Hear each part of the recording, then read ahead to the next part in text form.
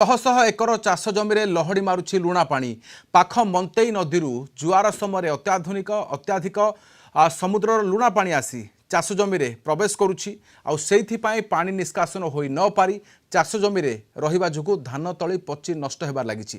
एभली अभियोग करिसेंती भद्रक जिला चांदबाली ब्लॉक नलगोहिरा पंचायतर बड़रूपा मौजार चाषी माने पाखापाखि 400 एकर चाष जमी लुणा पानी माड़ी जिबारु धार करज करी चाष करथिबा चाषीर चाष उजुड़िछि।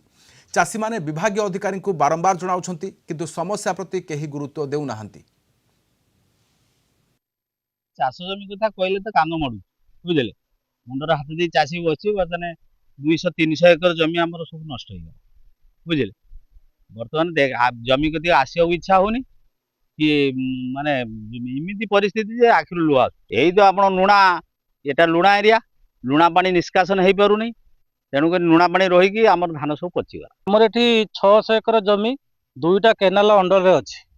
जहाँफल कि दुईटा केनाल बिल बराबर रोचे से लुणी पानी ठीक भाव निष्कासित हो पारे आगक भी आम कलभेट भी ना सेमती किसी सुविधा जोटा कि रास्ता भी लुणा ऑस्ट्रेलिया आसाला बेले जो ऑयल इंडिया आसाला से जो रास्ता था बर्तमान से रास्तार अवस्था भी ठीक ना सी बंध आम से बंध भाविकी चलू से बंध बर्तमान खेली जाइए बिल बराबर पानी रोचे माने नाली भितर जो थी कि लुणा पानी निष्कासित हो पारे आमर ये असुविधा हो लुणा पानी देखूँ गचर अवस्था सब ये धान मु 2.5 एकर जमी चाष करी आज्ञा मु चाष करी बर्तमान जो मो लोनी करके आनी सोसाइटी आनी